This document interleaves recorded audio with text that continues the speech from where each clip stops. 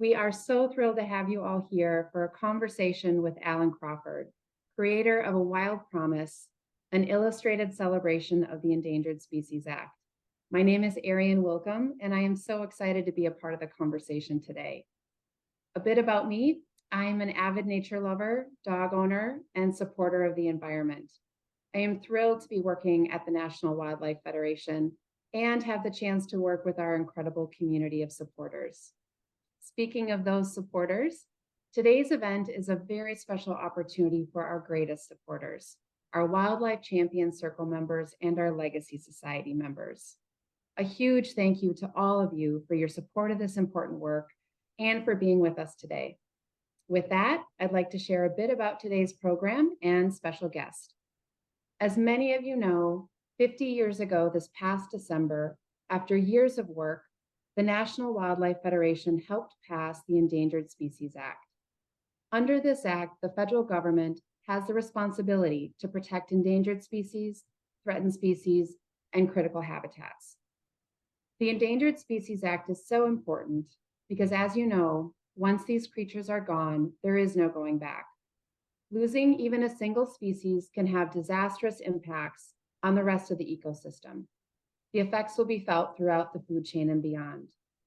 From providing cures to deadly diseases to maintaining natural ecosystems and improving overall quality of life, the benefits of preserving threatened and endangered species are invaluable. Some of the more well-known endangered species are the grizzly bear, the green sea turtle, and the whooping crane. But have you heard of the Hines emerald or the lesser long-nosed bat? These creatures can all be found in Allen Crawford's book, and these species also need our help, now more than ever. Which brings us to today's conversation. Allen is an illustrator, artist, designer, naturalist, and writer who's worked on an array of creative projects over the past 30 years with his illustrator wife, Susan. Their most notable joint project to date is 400 identification key illustrations for the American Museum of Natural History in New York. Their illustrations of corals, invertebrates, crustaceans, fish, and mammals have been on permanent display in the Milstein Hall of Ocean Life for over 20 years.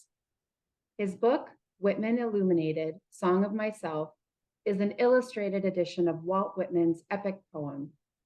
The entire 256-page book was written by hand.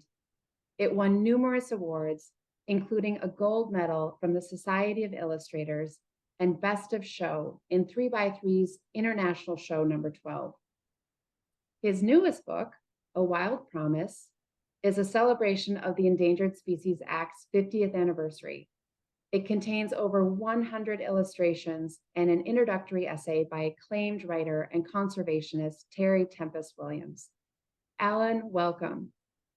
Oh, thank you for having me, and thank you for everybody for taking the time to listen in on our conversation today. So to start, let's discuss inspiration. What inspired you to create A Wild Promise? This was a book that I've been wanting to do for years. It wasn't so much about inspiration as it was about the opportunity presenting itself.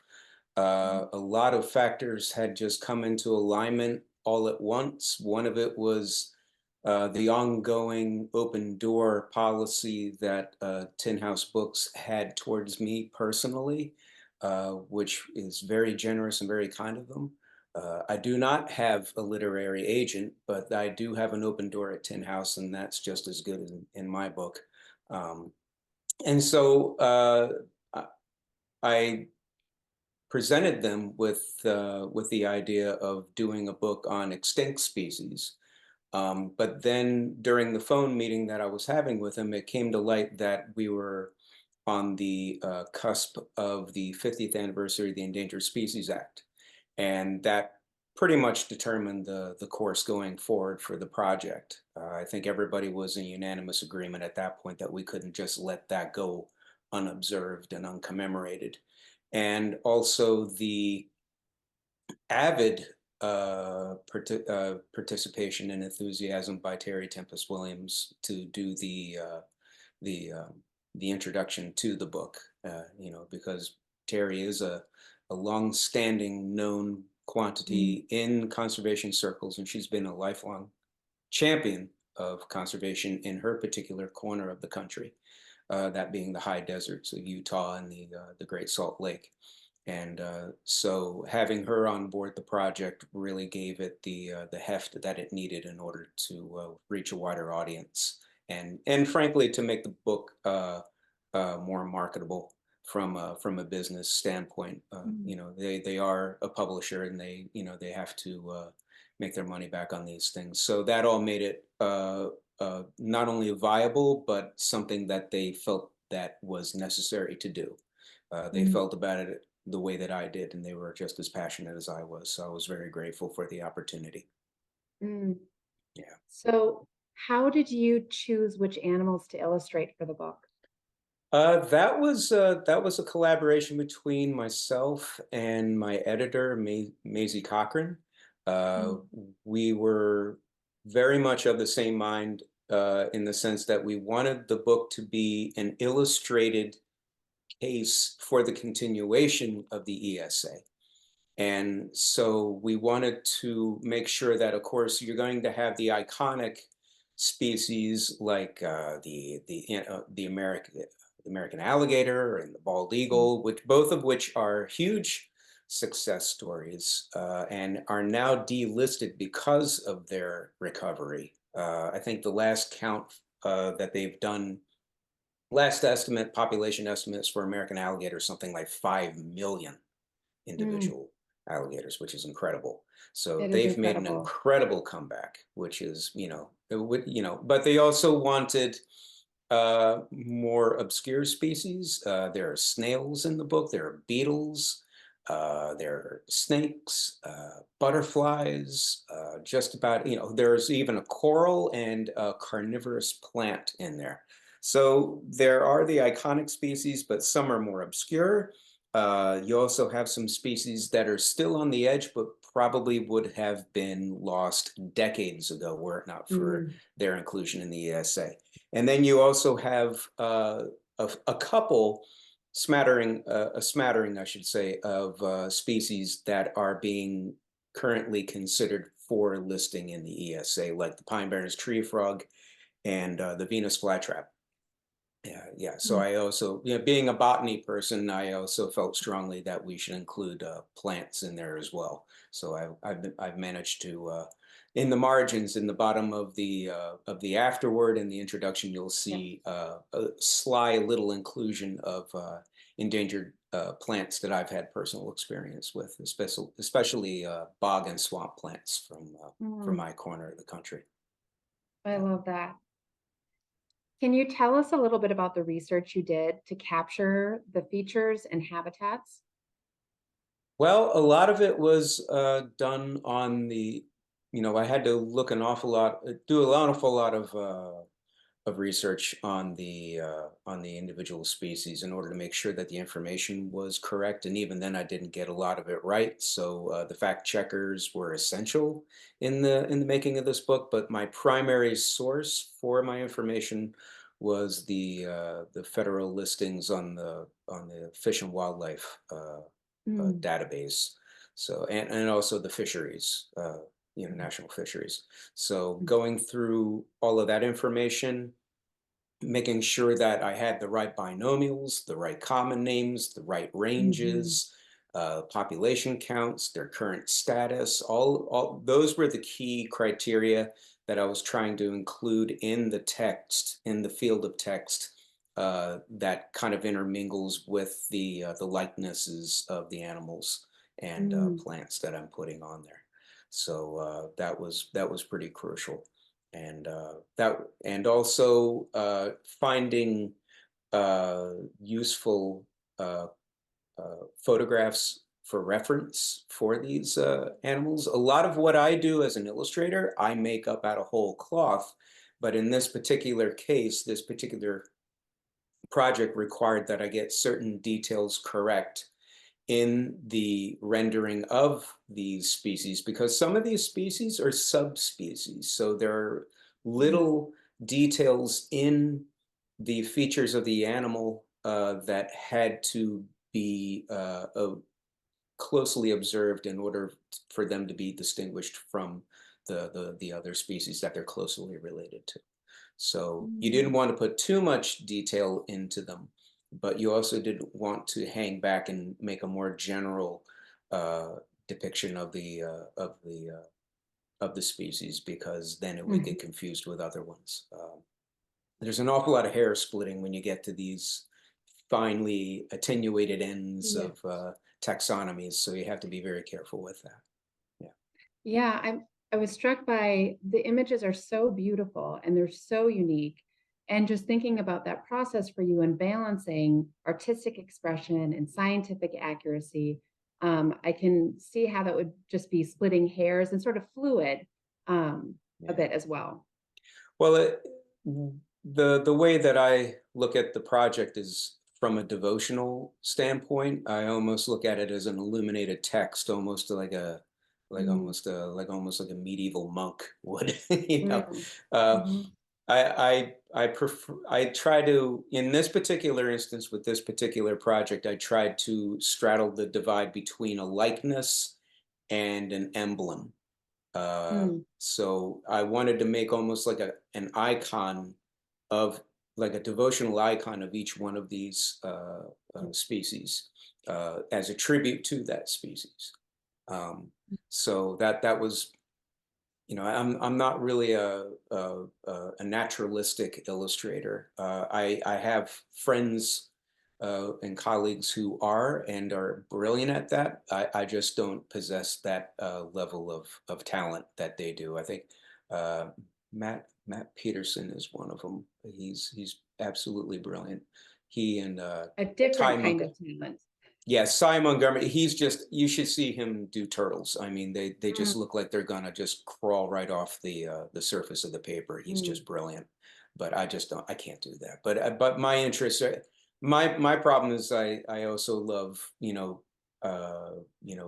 abstraction, and I like playing with form too much. And so yeah. tribal art, that sort of thing. So I like working with form more than I do trying to make something, I don't tend to Mm, veer towards verisimilitude. I like kind of having something that's almost heraldic in its nature, mm, something that feels like an emblem. mhm, Um, and I can't explain why. It's just what I'm drawn to. I have a lot of mhm. Matisse in me, I think. I like color too. Well, it renders on the page beautifully. Thank you. I want to actually take a moment now to pull up. Let's start looking at some of these illustrations. So you and I had connected prior to today's conversation and selected four to highlight. So this first one is the red fox. Yeah. Let's talk about this one. What can you tell us about this process, this particular one for you? This one actually clicked really easily. Mm, There was a handful of images that really showed off the sensed qualities and the overall physique of the species. And I was able to find headshots that were also very good and lent themselves. So you don't want to lend too much to any one source. So most, if not all, of the images in the book are almost a combination of 4 or 5 different images mm, that I'm drawing from in order to get the final image that I'm using. And try to create a synthesis of all of those and then come up with something entirely original out of that. But what you need is, strong references. But this one really came together rather quickly. mm. Um, it was a heartbreaker, of course, because the research going into this was just brutal. It was, I think down in the Carolinas, they had an experimental population in the swamps down there on public land, and I think the local authorities refused to enforce federal law to protect these guys, and they got shot. They were hunted and killed, Oh my unfortunately. God. And the other problem with this particular species is that it's interbreeding and being absorbed into the local coyote populations. So it's really having a hard time, and Mm, I wish I could give a more hopeful report for these, but I really don't know what's going to happen to them in the mm, next 10 to 15 years.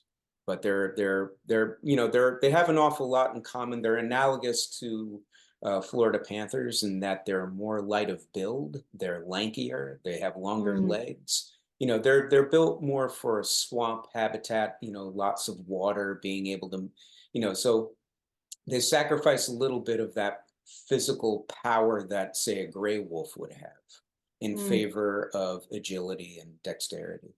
And I think they're a gorgeous animal, and I hope they're with us long Mhm. after I'm gone. But right now, it's not looking too good. So if you happen to live in an area where these are still around, talk to your local politicians Seek and them out. let them know that you got your eye on them. Yeah, that really does an awful lot. Yeah. So And can I ask for this one before I move on to the next one about how long do you earmark from start to finish? For general. example, this Oh, one. Yeah. well, generally, because I was on a tight turnaround, it took me 3 years total Mm, of research and work and everything to get this book into the final form that it is. I was working closely with Beth Steidel, who's the art director, with the layout, going back and forth, making sure she has all the, little brackets and elements that she needs in order to put the thing together. And we made a really great team. It mhm. really came together beautifully. But as to the individual images, uh, I would say that I allowed for a 3-day window for each illustration. Mm, The first day was generally me just amassing and researching information, trying to get everything nailed down and confirmed, and try to find the most reliable information that I could mm, on the species in question. And then the second day was about working up a layout. Uh, I worked I worked on these in a program called Procreate, which is a drawing program. So I'm drawing directly onto a tablet with an mm. electronic stylus with these things. Uh, my previous book to this was all ink on paper that I had to scan in, but Wow. that really took an awful lot of time. And that was just a one color project. This was full color. And this project would have taken me much longer had I not used the production tools that I did. Um, but the second day, getting back to your question, the second day was all uh, putting in layers and making sure that I have the type laid out that I want around the animal, and then the third day was the actual execution of the final artwork. And that's when you're making little adjustments as you go to the artwork, and hopefully the type is really clicking in nicely around the figure of the species in question. So yeah, 3 days per. Although there are some that took much longer, like the American alligator, because of the articulated plates. The snakes, the where I think the was a New Mexico ridge nose snake. That took a while because I had to do each individual scale, and I didn't have to, but I really needed to really lavish that kind of detail onto these things. It was a labor of love, so I really went that far. The concho water snake was particularly daunting, as was the peregrine falcon. The concho water snake, I actually had to build a grid to so that I could map the scales and foreshorten them as as because there's a lot of turns and articulations in the snake itself. So that was a real challenge. Uh, but generally speaking, I allowed for 3 days each. Um, it was a balance between speed and thoroughness that I could live with. But I really had to make a decent amount of progress each day in order to keep up my production schedule. Mm. Well, thank you for that information. I also want to mention, somebody just mentioned in the chat, um, NWF and NCWF is working to save red wolf populations. And so you can find more information. This is for the audience on our website. We'll drop that link in the chat as well. That's great. Yeah. So let's move on to the bald eagle. Hmm. This is so stunning, very iconic. Can you tell us a bit about the process to create this one? Well, this was one of those classic poses that you see an awful lot of Mhm. in photography of this particular species. And it's one that I'm familiar with. I run into them all the time. Here in southern New Jersey, it is in all parking lots here. We have a very large swath of wild land here that has been uh, protected by the state and the federal government. It's a reserve, and it's over 1.1 million acres, called the Pinelands Reserve. I think Mm, it's larger than Yosemite, technically. mm. And so we Wow. get our share of these guys and ospreys. So I have an awful lot of familiarity and affection for this particular species. I see them all the time on the creeks and the rivers and the reservoirs. Um, but again, this took a couple attempts because it was such an iconic species, and it is one of those tent pole type Mm, uh, pages in the book, because people are going to be looking for the iconic species like this. mhm. So you really wanted to make sure that you started out strong. And I think that actually this was the very first one that I worked on, but it took a multiple attempts to get it down right. And this particular page spread kind of set the formula for the rest of the book. Mm, In terms of the relation of the text to the image, and how I was using the background colors because a lot of these species have a lot of dun colors to them. There are a lot of mhm, earth tones, that sort of thing. And so, we decided to bump up the color in the background to maintain that eye-popping effect that we mhm. were wanting to get. Um, Overall, a lot of people assume that it's a children's book, which is, it is in a sense, but it's also an art book for people that Mhm, just want something on their table to kind of go over. And of course, you have Terry's essay in the mhm. book, which has a certain gravitas to it. So it has an awful lot of it's a fairly versatile book. So what It I'm trying is. to say, it Yeah, has a it's fairly broad beautifully focus. accessible.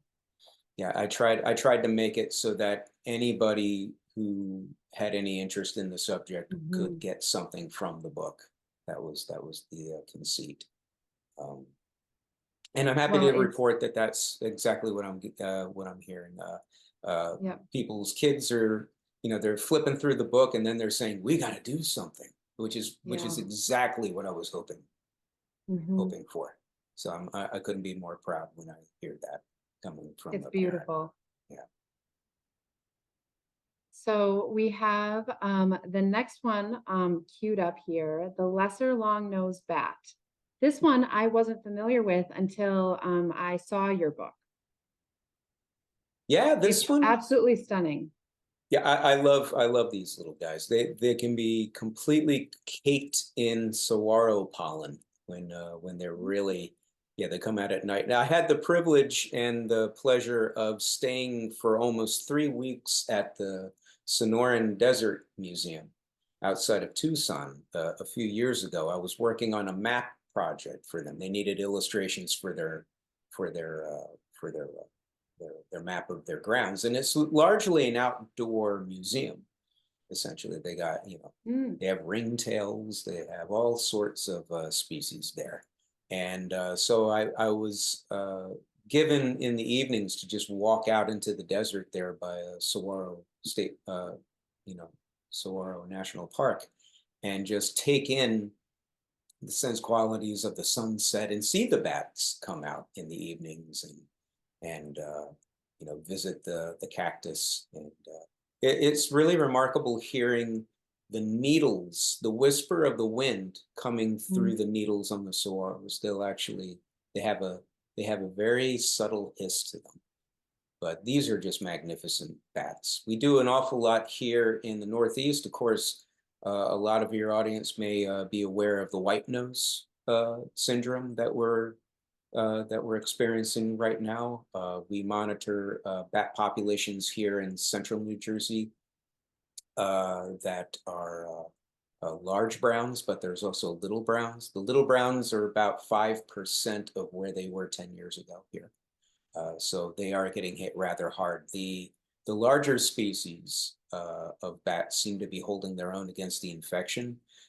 There's an old Quaker farmhouse right outside of my town where we actually have a colony living up in the attic because it is warm and dry and it keeps the fungus to a minimum. Mm, I don't know if there's any Quakers in the audience today, but they tend to be uh, they tend to be overrepresented among naturalists, at least in this area. A lot of Quakers are naturalists in this part of the country, and mm, they do an awful lot to help with conservation efforts here. So I'm not a Quaker myself, but I'm quite fond of them. wonderful. Yeah. So we have one more here before we get to some audience questions. The northern spotted owl. This one also just jumps right out at you. That teal color in the background is really stunning, but the detail on this is really beautiful. I had a lot of fun with this one. I don't think Susan, my wife Susan, saw me for a week when I was working on this. I really got absorbed into the patterns and the Yeah. repetition of patterns and the feathers. I was fairly well consumed by that, and I really enjoy researching the plumage on some of these birds. The peregrine falcon was another one that took an awful lot of time for that reason. Mm, So they were both daunting. They were quite a challenge, but they were also a joy to work on. mm, And of course, it's such a beautiful, precious species. I just love this particular owl. I've been to the Northwest and I've seen their habitat, and it's just a gorgeous, absolutely gorgeous species. And I hope they can make efforts to keep it around. But yes. so far, so good. Hmm. Well, we have a couple of questions that have come through as people have been listening. You mentioned you have had originally planned a book about extinct species. Mhm. Do you think that book will come out one day? It sounds interesting and can show us what happens when we don't take action. Yeah, I mean, I may have to get on SSRIs to complete that one, but yeah, that would be a daunting project. Mm, I would have to find a publisher willing to roll the dice on something like that because it isn't immediately obvious that they could sell a book like that. mm, At least a commercial publisher, maybe a university press might be interested mm, in that, but you're also talking about something that would have high production values. Um, but I would love to have the chance to work on a project like that, obviously, um, just because I think it's important to call attention mhm, to what's being lost every day around us. And, so I would like to include species that have long since been extinct, like the Tasmanian wolf, mm, the thylacine or the dodo, and but bring it up to to the very day before the book actually comes out the press. Like mm, just this is not something that happened in the past; it's going on right now, and I think that mhm, that's where the emphasis should be with a book like that. Um, this book takes it took an emotional toll, mm, and I could certainly go on about that, but frankly, that's my own problem. That's not anybody else's. My job is to get the word out and mhm, to serve. One serves, regardless of how you feel about it. That's the job. Um, and the same goes for a project for extinct species. But mhm. if anybody's out there that wants to do something like that, I can't really take it on myself.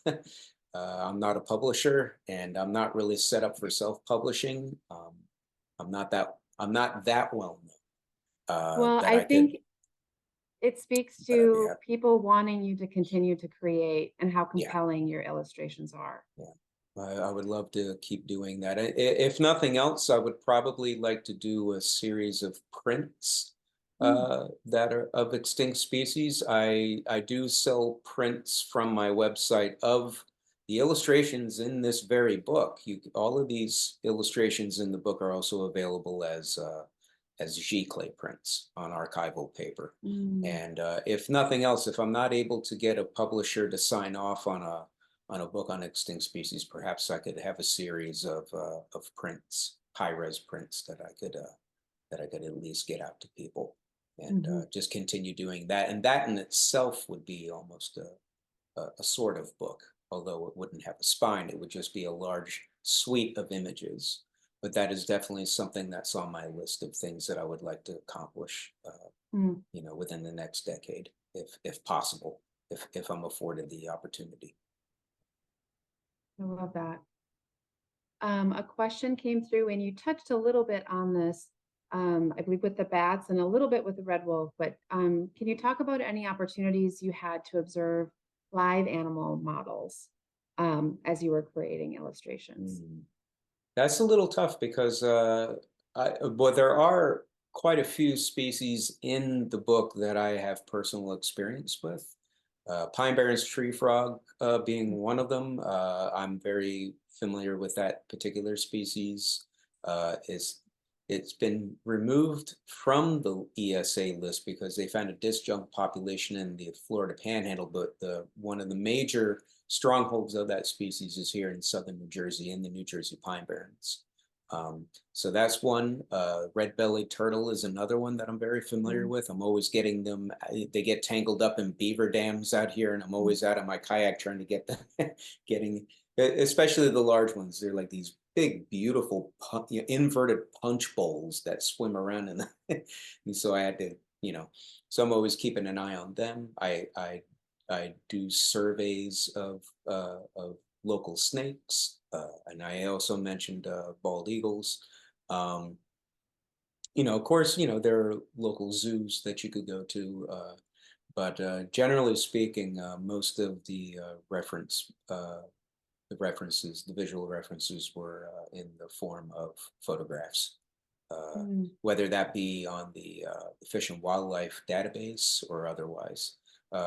There were instances where there were only a couple existing viable photographs of some of the more obscure species, and they all belong to one scientist. The Alabama cavefish comes to mind.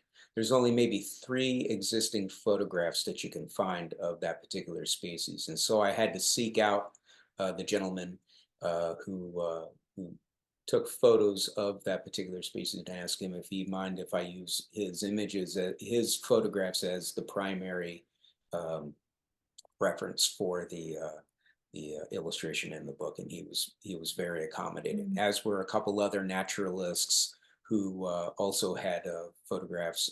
The Another one was the red-bellied turtle was another, mm, and the peregrine falcon was one as well. mm, And I'm happy to say all 3 of those gentlemen were more than accommodating and more than generous, and I sent them all giclée prints of the pages of the illustrations and free copy of the book as a token of my gratitude for their participation. mm, I wouldn't have been able to include those species without their consent, because I mm, just, those were the perfect positions that I really, it showed off the animal in its full glory, and it gave that particular species its due.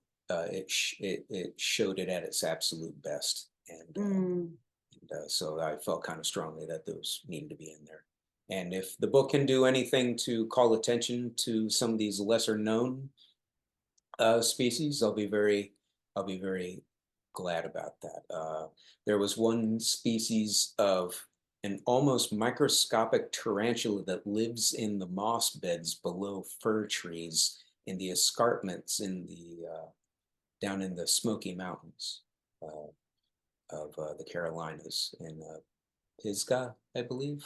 And it's a temperate rainforest, but unfortunately, what's going on is the temperate rainforest is drying out. It's not getting as much precipitation, so those conifers are starting to die back, and the moss beds underneath the trees are starting to contract. So their habitat. I mean, we're talking about something that's like the size of the head of a pin.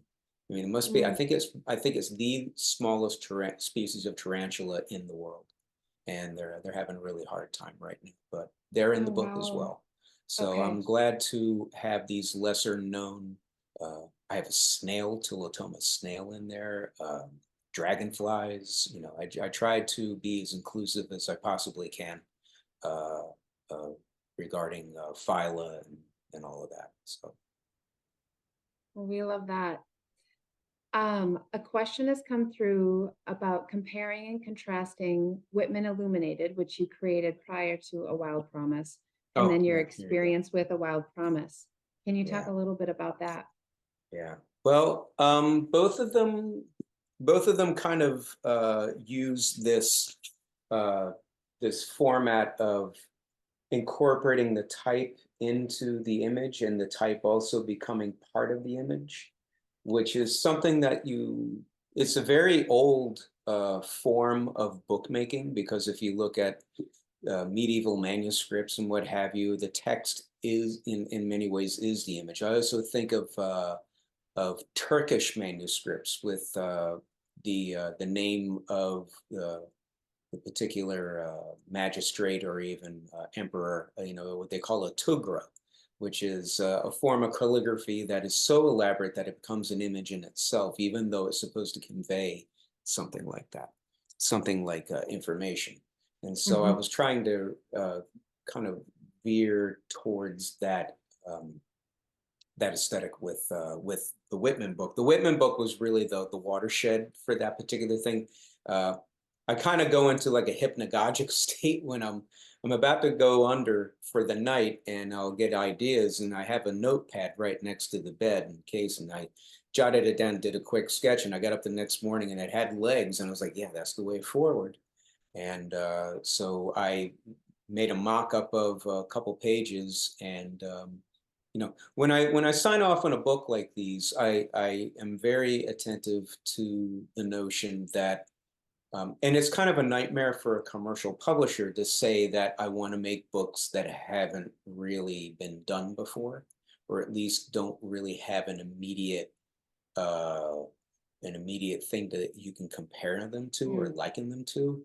And of course, the marketing departments hear that, and they start to get into a panic. But from an artistic standpoint, those are the only projects really worth engaging with. And I mean, I'm almost 56. I don't, not that I'm going anywhere anytime soon, but I really have to be attentive to the kind of projects that I take on now, because they really Mhm. have to be worth the candle for me. Mhm. And so what I would say is that A Wild Promise is probably a refinement of what I was doing with the Whitman book.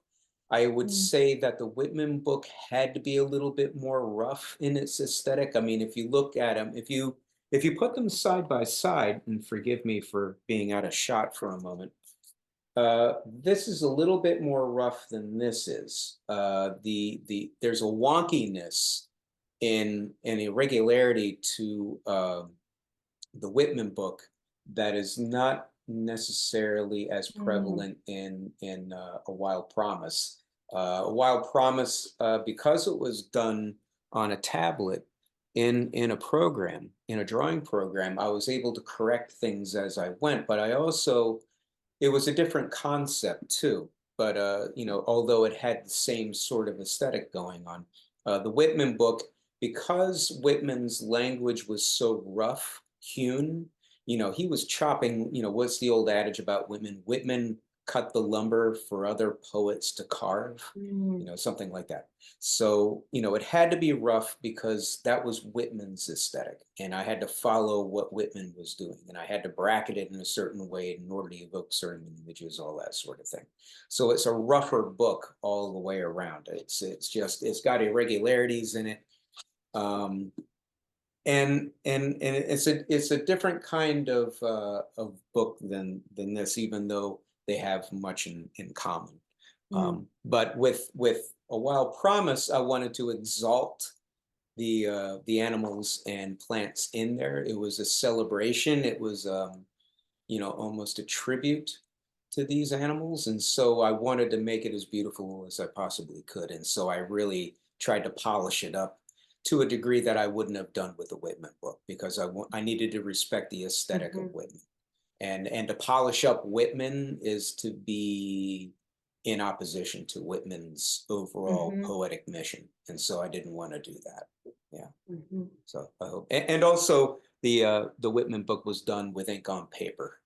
mm, So that'll lend itself. It's live without a net, really. I mean, it's like you screw up, but you got to keep mhm. going. So you have to incorporate that into the overall aesthetic of the book.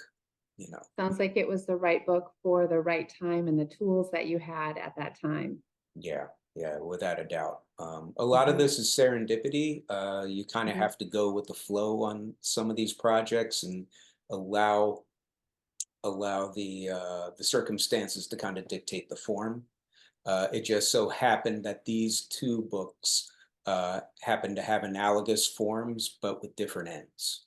mm, I don't know if that makes it mhm, clear. Yeah, mhm. it's kind of how it rolled out. Well, we had another question come through that I love. Are there types of animals that you enjoy or maybe don't enjoy drawing? Are there some textures um, Oh, that wow. yeah, that are challenging or harder to illustrate than others? You know, I'm I love mammals in general, uh, but fur has always been tough for me.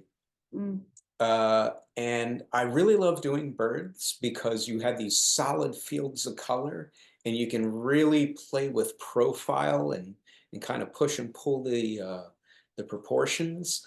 Um, with some of these, like I would say reptiles and mammals in particular are more of a challenge for me because of the scales mm, and also the articulation of the plates. Like the American alligator and the American crocodile were kind of tough because, especially the American alligator, because it was bending around on itself, and you had to get those plates just right, or it wasn't mm, really going to be very successful. But and there's a lot of foreshortening going on.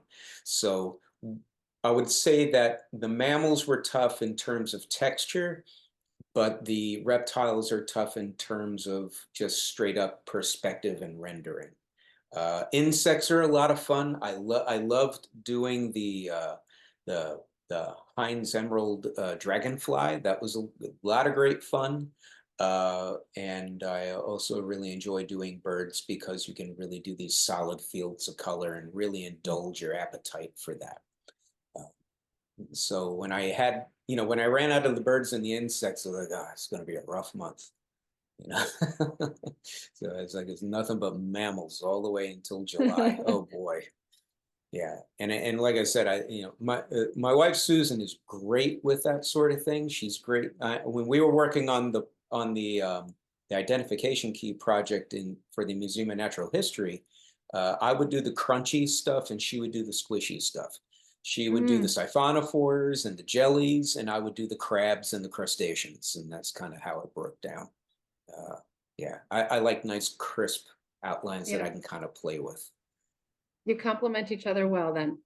Yeah, it's really been a great partnership over the years. We've been very fortunate. Yeah. Well, I have just a couple last questions here. Um, can you tell us about an environmental issue or two that you're most passionate about? And how do you incorporate them into your work? This book is a good example of that, I would say. Yeah, I think that's kind Yeah. of like self-evident. That is, I would love to do a book specifically devoted to the wildlife of the New Jersey Pine Barrens. I was born in Eastern Kentucky, but we moved here when I was very young, so I'm a swamp rat. I suppose. I love water is my element. I like low, dark, lush environments, and I like being on the rivers.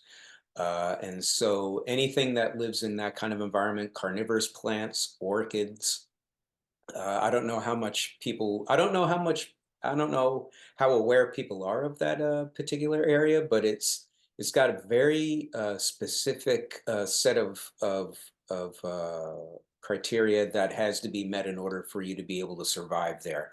Some of the rivers, the water in some of these rivers is as acidic as orange juice. Very low pH environment, very low nutrient, very prone to fire. And so anything that can't handle that is just going to get weeded out pretty quickly. I'd say that Mhm. there's about a matrix of about 200 plant species. That's rather low for some areas, but it's just a lot of, we do have some invasive species coming in, but they are very, very few, just for the simple reason that most invasives can't handle this kind of habitat. It's just too Mhm. tough. Either they get burned out, or it gets too cold, or it's just too acidic, or there's not enough nutrients, that sort of thing. And so it is, in its own way, an extreme environment. It's like a desert with a very large water table of 18 Mhm. trillion gallons, and some of the Mhm. cleanest water left on the eastern seaboard. Um, and so it's in my backyard, it's my home. And so I've been very much engaged locally doing, dumping sites, uh, reporting poaching activity. I've actually had to Mhm. track a couple poachers, check in on hibernacula of certain species. I'm on the venomous snake response team in the state. So if we do have a rattlesnake or a copperhead in a campground or a backyard that somebody wants out of there, we come in and we gently uh, take it out into the woods nearby. They tend to move around, so that's not really a problem. I'm also a trail steward for the New Jersey Park Service. I don't have my green uniform on today, but most days I'm out updating the trail system at Rancoca State Park here in central New Jersey. If you're out there, come and say hi. I'm there most days right now, working on the trails. Uh, so I've been spending the last 20, 25 years doing volunteer work for local conservation groups. And and they're a great bunch of people. And I'm just a rank and file member of these constituencies. The real champions are the people that are heading up these organizations, and who work full time for these organizations, and they're the real heroes. Also, the people that come out and volunteer their own time and resources, and they're bringing their kids and they're teaching them proper stewardship of the land, and the conservation ethic, which to me is should be a nonpartisan issue, Mhm. because it's just basic sense. You don't foul your own nest like this. You got to leave a world that's still worth caring about to future generations. That's the mission, as far as I'm concerned.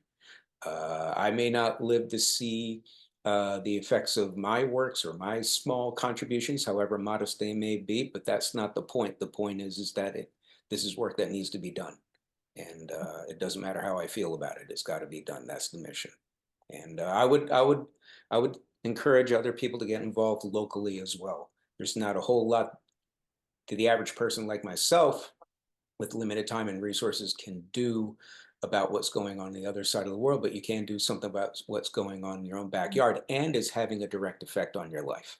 And Mhm. I would recommend that if you do live in northern Alabama, or in southern Arizona, look around and see what needs your help, and roll up your sleeves and get your hands dirty, get involved. And you know what you're going to find? You're going to find really good quality people, conscientious people out there, and you're going to feel a whole lot better getting involved.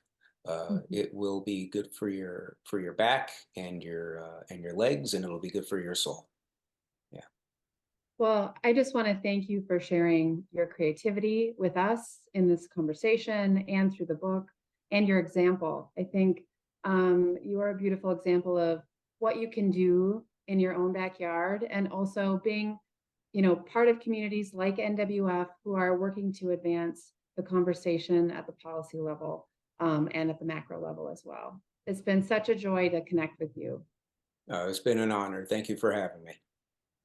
I just want to say a few more things. So to all of you who joined us today, I want to thank you again for being here and for your amazing support of this critical work. We hope you all enjoyed the conversation. If you're interested in getting your own copy of Allen's book or viewing his other publications, please check out the website listed on the slide here, www.allencrawford.net, or head to your nearest local bookstore.